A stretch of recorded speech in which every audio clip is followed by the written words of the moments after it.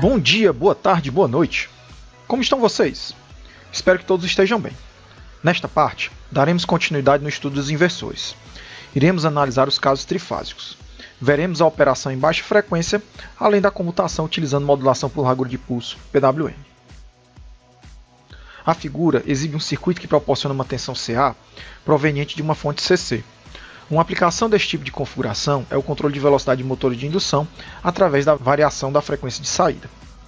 Cada interruptor apresenta razão cíclica de 50% e a comutação ocorre a cada 1/6 do período de operação, ou em ângulos de 60 graus. Os interruptores S1 e S4, S3 e S6 e S5 e S2 comutam de forma oposta, evitando curto-circuito de braço. Na figura B, podemos visualizar como é o esquema de comutação utilizado. Observe que as tensões de linha-linha apresentam níveis de tensão menos VDC, 0 e mais VDC, e são defasadas de 120 graus e 240 graus cada, como está sendo apresentado aqui na figurinha C. A carga pode ser conectada em delta ou estrela. Para uma carga conectada em estrela sem aterramento, podemos visualizar na figura D a forma de onda fase centro-estrela resultante desta comutação. Aqui, por exemplo, para VAN, VBN e VCN. Em E, vemos como tal forma de onda da tensão submetida a uma carga RL irá compor a forma de onda da corrente através da fase A. Aqui. As componentes de magnitude da série de Fourier para as tensões de linha-linha e linha-neutro são apresentadas nas equações apresentadas. Veja que as frequências são da ordem de 6K mais ou menos 1, ou seja, 1, 5, 7, 11, 13 e assim por diante. As componentes múltiplas de 3 ou mesmo as harmônicas pares são inexistentes. A THD da tensão de linha-linha e de linha-neutro é aproximadamente 31%. Já a THD da corrente irá depender da característica da carga conectada. Vamos olhar um exemplo numérico lá no nosso MathCAD. Então, neste exemplo numérico, a gente tem o cálculo da THD para o inversor trifásico como está na frequência de linha. Nesse caso aqui, o nosso barramento é 100 volts, carga 10 ohms, indutância da carga de 20 mA e a frequência de 60 Hz. E o objetivo desse exemplo é determinar a taxa de distorção harmônica da corrente circulante em cada fase através da carga. Então, nesse meu caso, a gente começa especificando aqui os valores das componentes harmônicas de linha, valor de pico, linha-linha, linha-neutro. Neste caso, a impedância, a gente já viu como calcular, é a resistência de saída ao quadrado associado com cada parcela da indutância, no caso aqui da reatância, para a enésima harmônica respectiva. Uma vez trabalhando com a tensão linha-neutro e dividindo pela impedância, para cada enésima harmônica, a gente tem aqui o valor de pico da corrente para a enésima harmônica. Ou, se nós dividirmos por 1 sobre raiz de 2 esse valor, a gente obtém o valor RMS.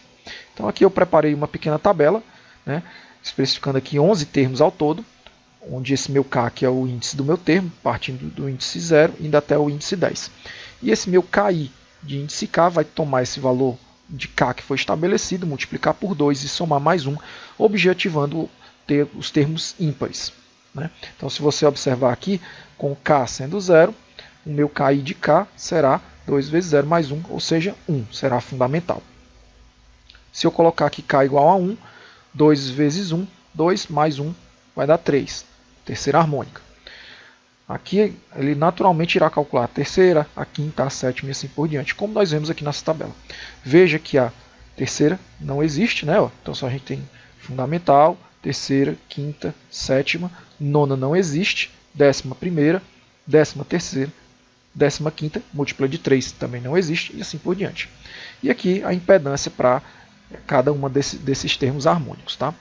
Bom, aqui a gente tem a corrente de pico e aqui a gente tem a corrente eficaz.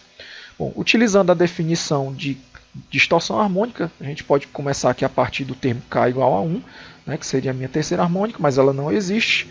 Então, o valor dá 7,3%. Então, aqui pode ser 2 sem problema. E aí você faz a somatória de quantos termos forem interessantes aqui. Então, um problema relativamente simples, utilizando a definição de taxa de distorção harmônica, o aluno pode facilmente resolvê-lo. A modulação por largura de pulso, PWM, também pode ser empregada nos inversores trifásicos. As vantagens são similares às do caso monofásico.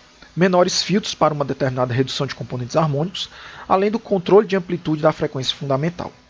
Cada conjunto de interruptores, braço, requer uma senoidal de referência separada. Estas devem ser defasadas de 120 graus e 240 graus, respectivamente. A figura A exibe as formas de onda das referências senoidais e da portadora triangular. Veja aqui, né, cada uma delas presente. As harmônicas podem ser minimizadas se a portadora for escolhida um valor múltiplo de 3, ímpar, da frequência da rede elétrica.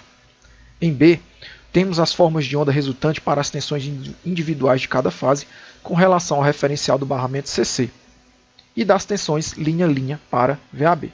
Então, para a saída do braço A, do braço B e uma tensão VAB do inversor.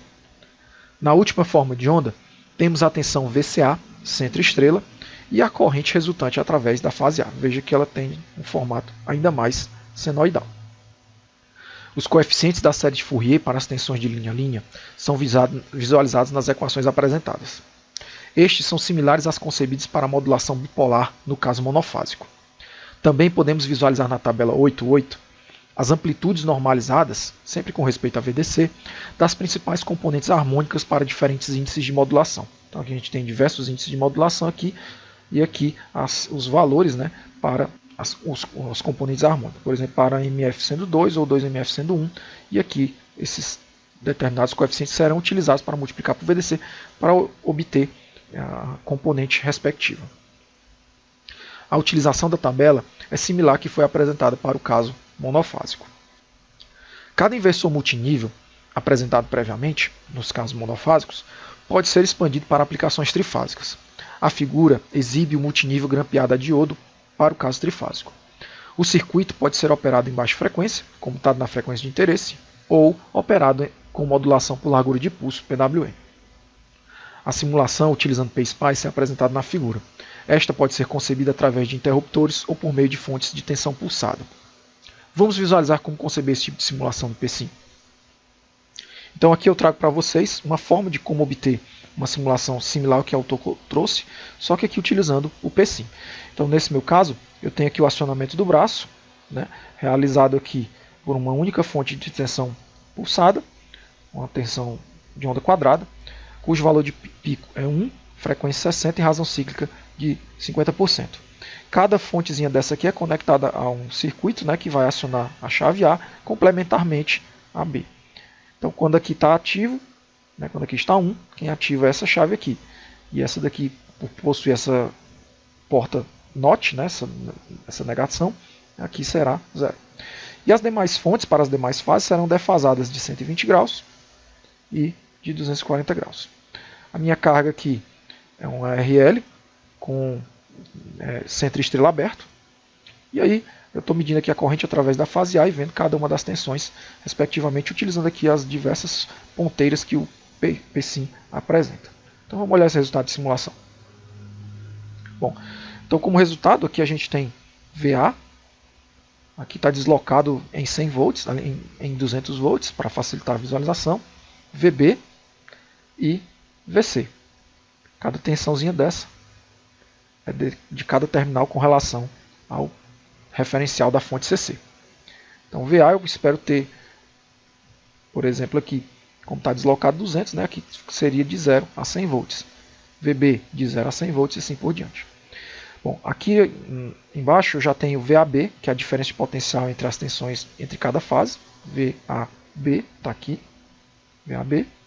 E a corrente, respectivamente, para a fase A, multiplicada aqui por 20 para facilitar a visualização. Certo? Bom, aqui na outra figura, eu já tenho a tensão VAN, que é a tensão VA centro-estrela da carga. Você vê aqui que tem esse formato, similar ao que foi apresentado na teoria. E aqui, mais uma vez, a corrente IA multiplicado por 20. Bacana, né? Bem simples, bem rápido, simples de implementar no PSIM. Similarmente, seria algo também no PSpice. Tanto o PSIM como o PSpice permitem conceber as tensões que o inversor proporciona através do uso de fontes de tensão controlada. Aqui temos um exemplo de como conceber a modulação PWM utilizando expressões matemáticas, nesse caso aqui são as fontes Evalue, no PSpice. Vou lhes apresentar no PSIM como conceber a modulação PWM para o inversor trifásico. Então aqui está a minha simulação para o inversor trifásico. Veja que eu estou utilizando aqui o mesmo bloco, a mesma ideia que eu coloquei lá no caso da comutação e frequência da linha. Só que neste caso, veja aqui em detalhes que eu estou utilizando agora a mesma ideia que foi apresentada na teoria. Eu passo a utilizar 3 senoides, todas com amplitude igual a 1 e defasadas entre si de 120 graus.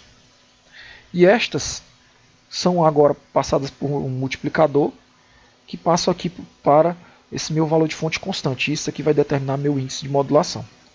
Então esse índice de modulação vai sair aqui uma senoide para cada um dos meus circuitos comparadores.